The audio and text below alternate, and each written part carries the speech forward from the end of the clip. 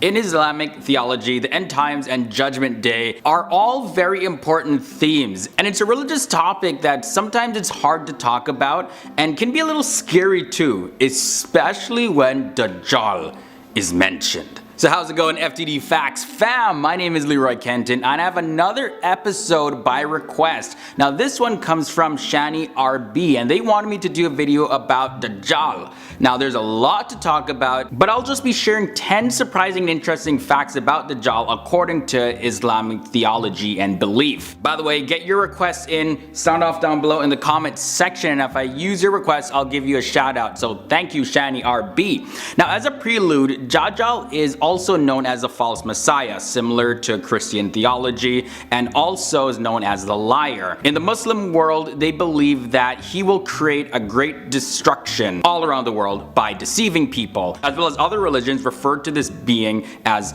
Antichrist, to this man, this person. So much mystery around this guy. Okay, so first thing is the biggest fitna, which is a testing period in history, is associated with Dajjal. It's reported in Sahih Muslim 809a that whoever knows the first 10 verses of Surah Al-Kahf will be protected from Dajjal. And if you don't know, Surah Al-Kahf is 18th surah and the first 10 verses are as follows. All praise is due to Allah, who has sent down upon his servant the book and has not made therein any deviance.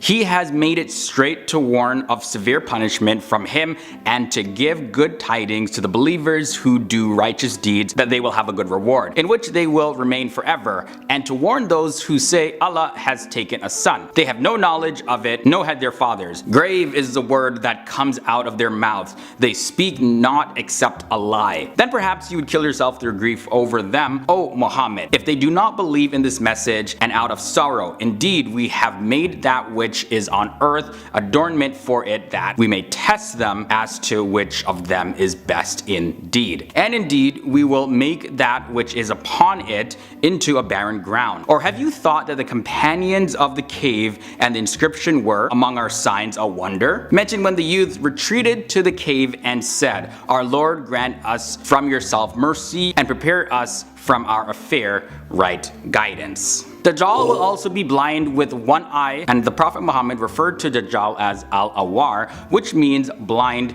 with one eye. The Prophet Muhammad also said that Dajjal's right eye would look like a floating grape and his left eye will be defective in some way also. When it comes to the Dajjal's hair, it's cited in the Sahih al-Bukhari 3439 as well as in Ibn Majah 4071, which are collections of Islamic traditions. It said that the Prophet Muhammad narrated a fact about Dajjal's appearance, that he will have very curly hair as well as he'll have lots of hair. I think of Medusa when I hear lots of hair and like crazy looking eyes. The Prophet Muhammad also said that the word kafir would be written on his eyebrows and forehead, and a believer of Allah can spot this easily. This is cited in Sahih Muslim 2933b. And in Sahih Muslim 2934b, it is stated that even an uneducated person would be able to see this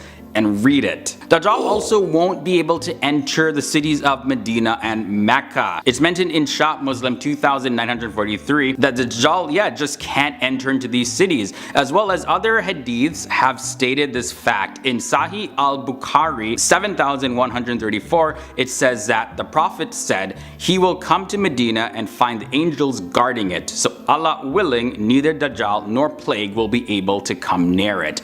Sahih al-Bukhari 7125 mentions that Medina will have 7 gates at that time and 2 angels will be guarding every single gate. So if Dajjal even thinks about coming, you know, the angels just knock him out. Okay guys, so one of the scariest things about Dajjal is that he will have the power to bring the dead people back to life. So according to Sahih al-Bukhari 1882, Dajjal will have so much power that he'll be able to end somebody's life and then make that same person come back to life. Just imagine seeing that. That would be so trippy. I'm calm. Okay. Anyways, it's also stated in Sahih Muslim 2440 that the Prophet Muhammad said Dajjal also will be followed by 70,000 1,000 Jews. So he's gonna have a Jewish army. Apparently those people are gonna be completely deceived. There's also mention of water and fire associated with Dajjal. In Sahih al-Bukhari 7130, it says that Dajjal will come with fire and water. Now what would seem to be water will actually be fire, and what looks like fire is actually gonna be water. Is that symbolic of something? The next thing is that the Prophet Muhammad said that there will be a small number of Arabs in those days because they're going to run away from Dajjal and seek protection. And that's found in Sahih Muslim 2945a. And the final thing I want to share in relation to Dajjal is that Isa is the one that's going to kill Dajjal after he's sent by Allah back to the earth.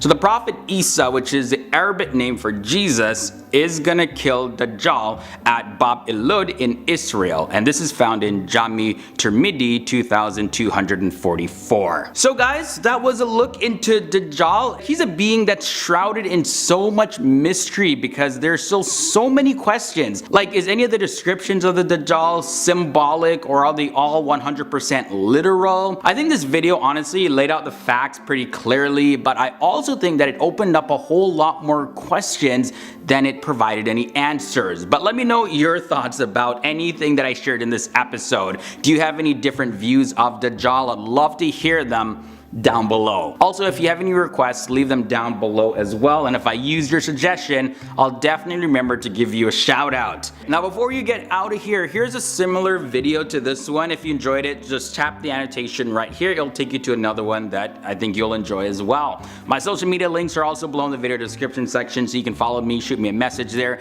and yeah, I reply to every single message, just letting you know. To join the FTD Facts family, hit that subscribe button and ring that bell so you'll be notified of our daily episodes.